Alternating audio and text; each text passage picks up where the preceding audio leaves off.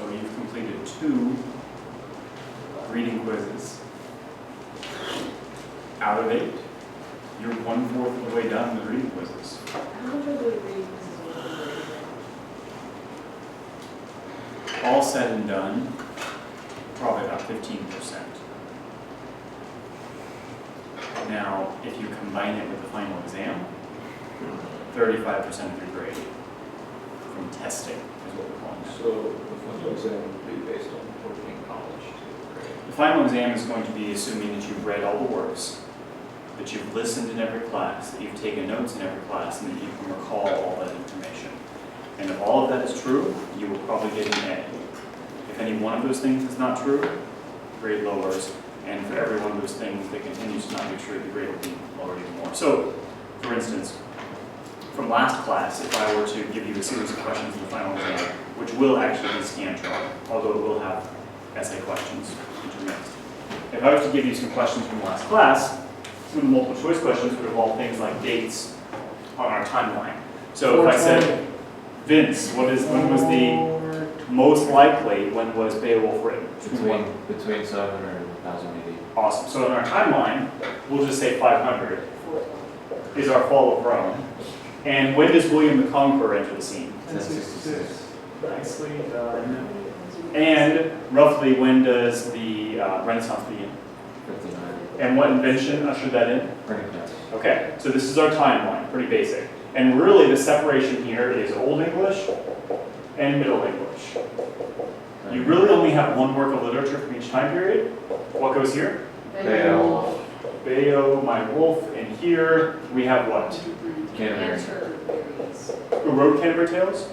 Jack When did he Chaucer. die? 1400. Okay, so he lived roughly 1340 to 1400. 2 big events that impacted the creation of the middle class during his life. What were they? Bubonic plague. Black Plague and Oh, 100 Years' War. 100 Years' War. Okay, 100 Years' War, bubonic plague, roughly same time period, brings about all sorts of changes. Canterbury Tales is written. It's a slice of life. So the middle class Roughly- forming doesn't count as a change? no, that's one of the changes that brings them out. Okay. Result of. Yeah, Okay. as a result of those 2 things, it changes. Chaucer was writing in this time period. How many pilgrims are journeying to Canterbury in the Canterbury Tales? 30. How many stories do they have to tell each total? 4 for a total of 120 stories. Only about 22 were written. The Pardoner's Tale, Redex Malorum est Cupidas, was Greed is the root of all evil. Greed is the root of all evil, and we see that play out in Pardoner's Tale. You go looking for death, and you indeed will find it. You have the Knight's Tale, you have the prologue, all that good stuff. Okay, this is our timeline. We are jumping forward considerably at this point. We ended here with this idea of Old English and Middle English. When we got into Gulliver's Travels, we started to venture into something a little past this timeline. In fact, specifically, I'm going to place Gulliver's Travels right in the early 1700s. Swift lives from 1677 until 1745. So we're jumping ahead a couple hundred years here for Gulliver's Travels. Now, before you start going all crazy with notes and everything, today's class is going to start off a little differently. So in your notes, or you will need, what's that? There'll be some writing, yeah. You'll need paper every day. I brought my own pencil, but I forgot on my book and something to write in. Okay. So we'll work on you. Maybe by the end of the eight times we meet, you'll be in good shape. It's okay, Team Blonde here is not prepared. Maybe I'll have everything in this one. I'm not part of this team bond here. Okay. Okay. No, Vince is dark like night. If I am outside in the summer for a long time, I will be joining Team Blonde. Yes, It does Join us. lighten up, but I will probably not. just we should. You could. So, You could- 1700, Gulliver's Travels. Here's what we're going to do to start class today. We are going to be discussing probably one of my favorite topics from this entire class, which is, of course, the topic of satire. You simply cannot discuss Jonathan Swift without discussing satire. I'm guessing that probably most of you encountered in some way, shape, or form last year, junior year, an essay about how to solve the hunger issue in Ireland. Yeah. What was the solution? Eat the children. You eat babies. Okay? Why? Because there's so many daggone babies being made and popping out that if you eat them, people who are hungry will no longer be hungry, and you'll have less mouths to feed because you're eating the babies. It's a brilliant solution, It is. okay? And Except it's meant to be satirical. cannibalism causes illnesses.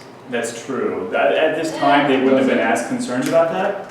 Plus, the babies would carry less. Cannibalism not inherently, but back in those days, yes. Yeah. You treat the meat and raise it in, proper homes for curing and eating. Well, not just that, but the simple curing of the meat. The curing of the meat, the preparation of the meat.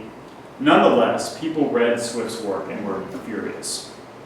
How dare you suggest we eat the children? Well, obviously, he's not suggesting eat the children. He's pointing out an issue in society by greatly exaggerating it and putting out a absolutely ridiculous solution to it to draw attention to the actual issue, which is the hunger crisis. Now, Swift does this, and he does it well. He's a master of satire. Those are really funny. And so what we're ultimately doing is in his works, he's pointing out flaws. Now, he can do one of two things.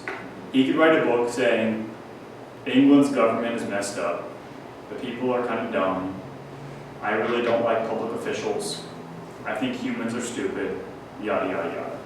People would say, well, Mr. Grouchy Pants, because that's what they said back then in the 1700s. They said, well, Mr. Grouchy Pants, but he doesn't do that. Instead, what he does is he creates a fictional character.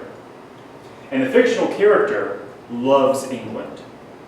And when people point out the flaws in England, the fictional character says, excuse me, no, do not mess.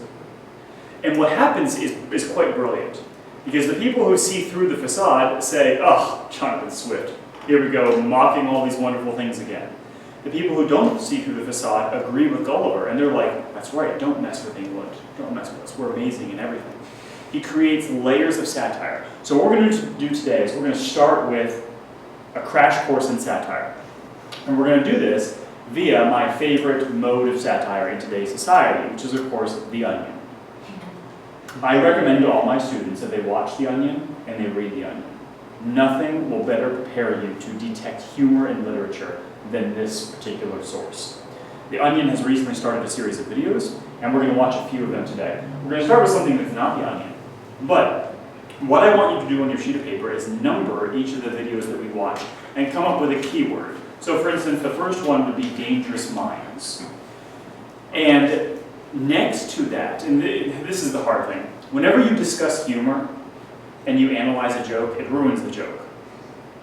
We are going to ruin all the jokes in this class. Okay? Santa's not real, people. The Easter Bunny doesn't exist, and we're going to analyze jokes. We all knew that this was the Welcome to that class. Yes, Noah, that class. What's going to happen is this. You're going to watch the video, and on your sheet of paper, I want you to write down what is being mocked, what is the subject of mockery, and why is it funny? Two things. What is the subject of mockery? Why is it funny? Because here's the thing. Every one of these aspects of satire is treated sort of like an archery target. And the question is, what's the target?